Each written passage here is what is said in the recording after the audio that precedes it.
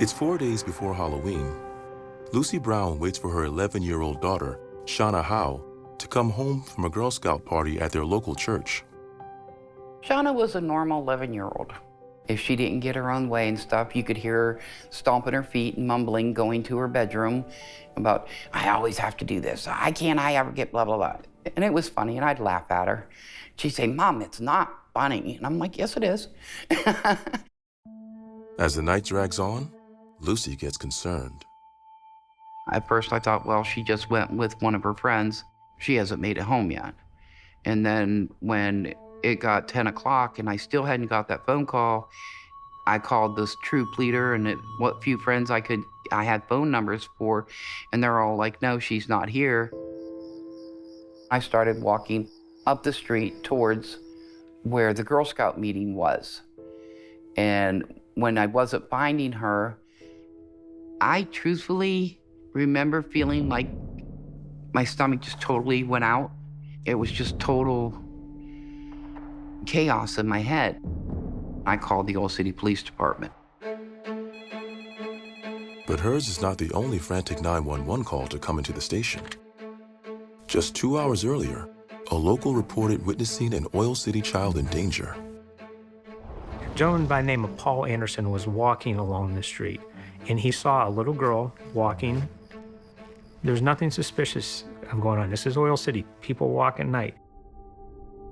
But he sees another gentleman walking, sort of catty-corner, and he describes the gentleman as a tall, thin man wearing a ball cap, smoking a cigarette.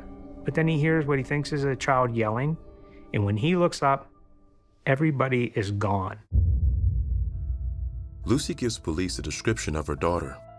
She tells them Shauna left for school earlier that day, excited to wear her homemade Halloween costume, a teal and black leotard with a pair of pink shorts.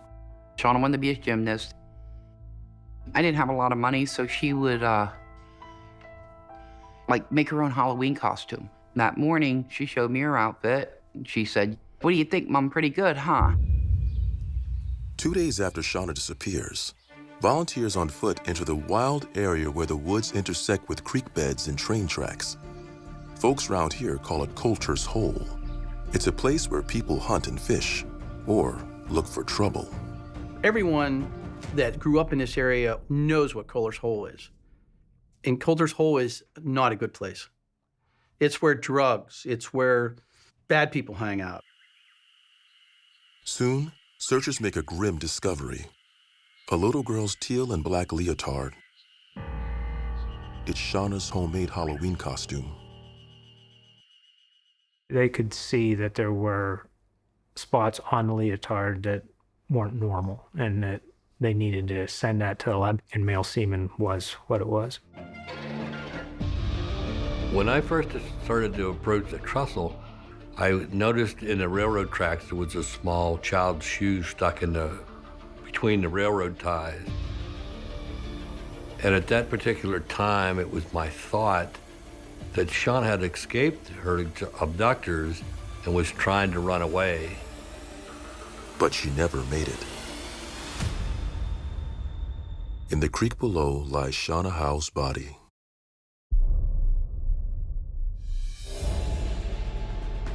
Detectives follow up on each and every tip and give priority to anyone who fits the eyewitness description of the man seen with Shauna before she disappeared.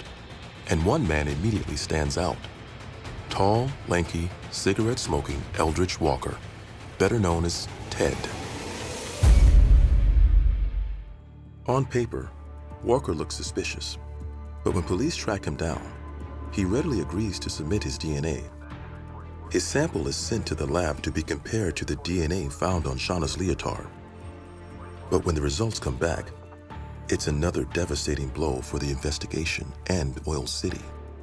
Of the 100+ samples submitted, none of the potential suspects is a match.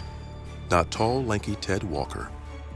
Not Frank Jones, the searcher who discovered Shauna's body at Coulter's Hole. Not teachers, relatives, family, friends, or any known sex offenders. Detectives are back to square one.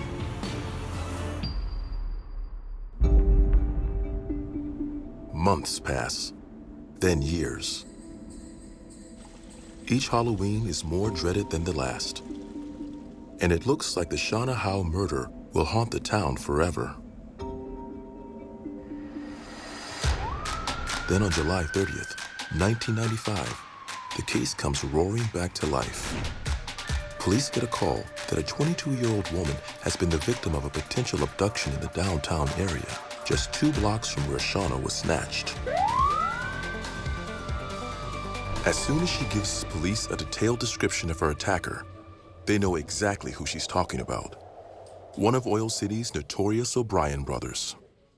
Tim and Jim O'Brien were 2 brothers who were always together. They were always getting into trouble, from thefts to attempted sexual assaults. They were always in and out of the system. With this kidnapping being so similar to Shauna's case, cops wonder if Jim O'Brien is the one they've been looking for. I said to the investigator, I said, Jimmy O'Brien kidnaps a girl. Well, she was 21, 22. I said, doesn't matter. She's small, she's petite, he can control it. Sexual predators, they take things they can control. Jimmy O'Brien just did this in the same walkway that Shauna walked home, his same home turf. Since they weren't considered suspects, police never got their DNA. Now getting their samples tested is the top priority. There are a few times in life where you remember exactly where you were and you remember exactly how it happened.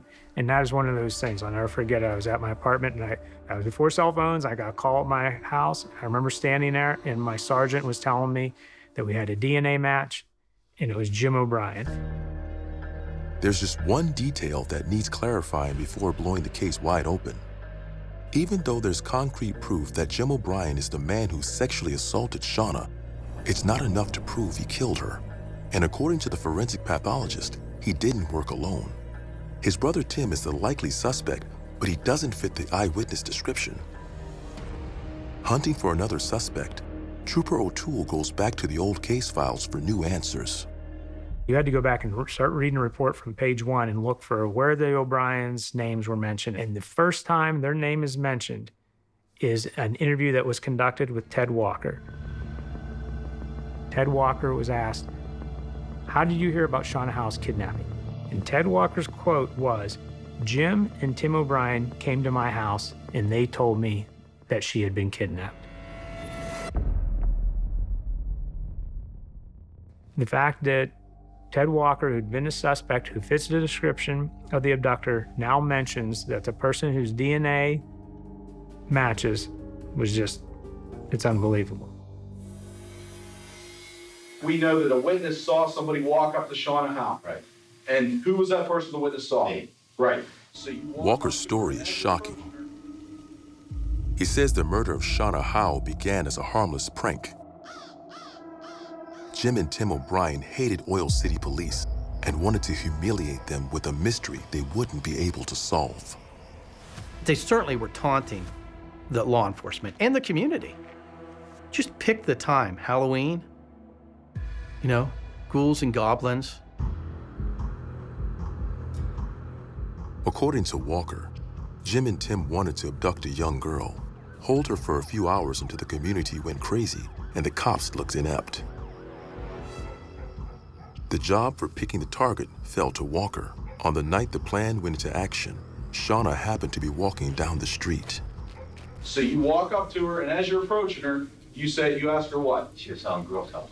Okay, and why do you ask her that? Because I like working Girl Scout. Right, I know that, but Just make her feel at ease. make her feel at ease. Then what do you do? Well, I grab a hold of her and take her back. Did you grab her? How did? Around the shoulder. Walker gets in a car, whether he hands her to the O'Briens, and they are leaving Oil City at a high rate of speed. There's nothing worse than what happened here. I just can't fathom anything worse. She was kidnapped, raped, and murdered.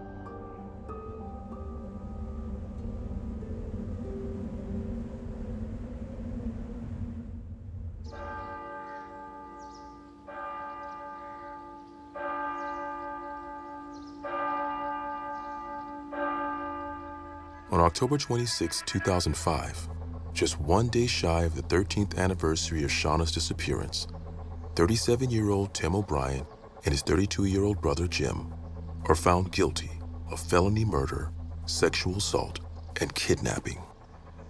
They're each given life sentences without the possibility of parole. Some people just want to see the world burn.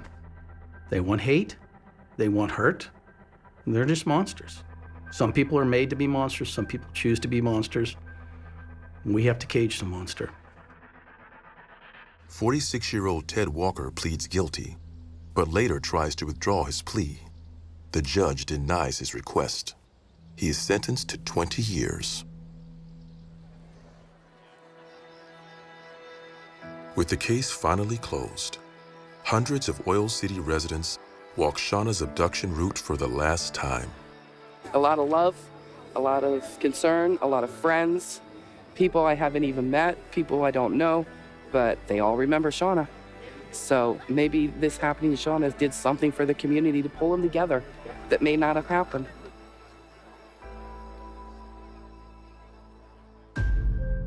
I blame myself. I blame myself every day. I'm her mom. I should have been there to protect her, and I wasn't. How can you not blame yourself? I mean, you give birth to them, you let them grow up, you kiss their hurts, you hug them, but you do everything in your power to protect them from the evil. And I didn't do that. I wasn't there when Shauna needed me and needed me the most in her life.